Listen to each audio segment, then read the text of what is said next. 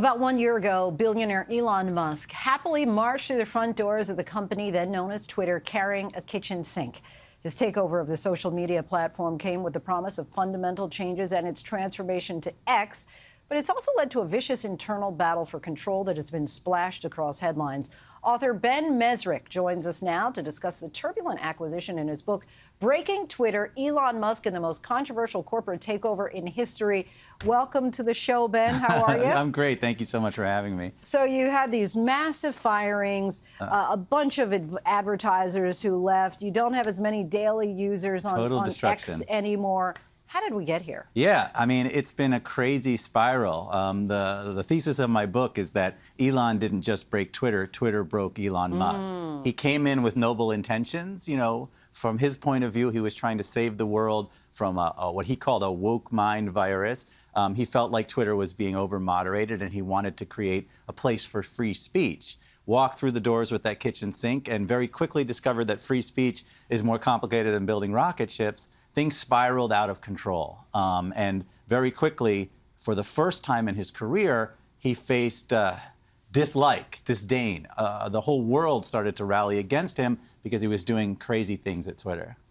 Do you think that he's bothered by the attacks and this downward spiral, or does he just No, brush he it really is bothered. And one of the stories that I tell in the book, which really hadn't been out there in the news yet, is that he reached a point after he tweeted a poll, should I leave as CEO and bring in a new CEO, if you remember that poll. Yes. And he fully expected everyone to say, no, we love you, Elon. And the poll came back, you should leave. And he freaked out. And he actually apparently locked himself in a conference room for as much as a day. The Twitter people actually got so worried they were going to call the San Francisco police and do a wellness check on him. And so he reached a very low point because for the first time in his life, half the world was not behind him. And this was new to him.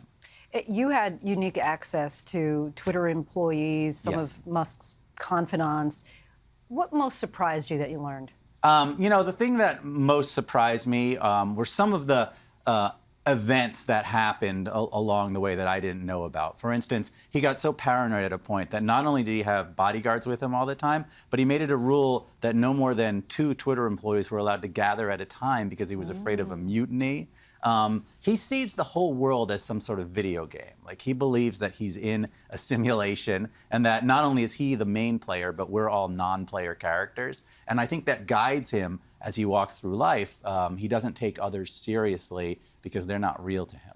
The social platform is now valued at about half at what Musk bought it for. Do you think if he could do it all over again, he'd still purchase Twitter? I mean, I don't know that he'd admit this, but there's no way. He was reluctantly forced into it. He already tried to get out of it once, and then he came in and did Scorched Earth because he was angry. And it's reached a point where their own valuation is less than half. And that's really incredible in a year to lose $20 billion on a company that was almost break even when he took it over. I believe that if there was a way to get out of it with it not looking like a loss, he would. Interested you so much about Elon Musk that you wanted to write a book about this? Well, I came into this as a huge fan of Elon, and I'm actually truly a huge fan still of the SpaceX Elon, the guy, the Tesla Elon. The business acumen. Right, this is a guy who wants to bring us to Mars. I mean, how can you not love that? But I also knew that he was complex, and I always write about characters that are larger than life. But as I dug into the story and talked to people who were around him, it just seemed so crazy, and it was a story that I think has been missed. There's the big biography by Walter Isaacson that's out there about Elon, which is a great encyclopedic story of his life. But what it misses is how much an effect this misadventure at Twitter has been and how it's actually spiraled Elon out of control. What do you think is the future for X, formerly known as Twitter? I mean, I feel like it's a disaster happening in front of our eyes. It's losing engagement. It's losing money. He's now talking about an everything app, which will be a payment structure, a dating app he's talked about. I think that Twitter itself, which is supposed to be this noble, global, town hall, is slowly being relegated to being an angry little outrage-driven chat site, which is very sad to those of us who used to love Twitter. Ben, we thank you so much. Really fascinating conversation and peeling back the curtain on Elon Musk. I want to let our viewers know, Breaking Twitter, Elon Musk and the Most Controversial Corporate Takeover in History is now available wherever books are sold. Hi, everyone. George Stephanopoulos here. Thanks for checking out the ABC News YouTube channel. If you'd like to get more videos, show highlights, and watch live event coverage, click on the right over here to subscribe to our channel. And don't forget to download the ABC News app for breaking news alerts. Thanks for watching.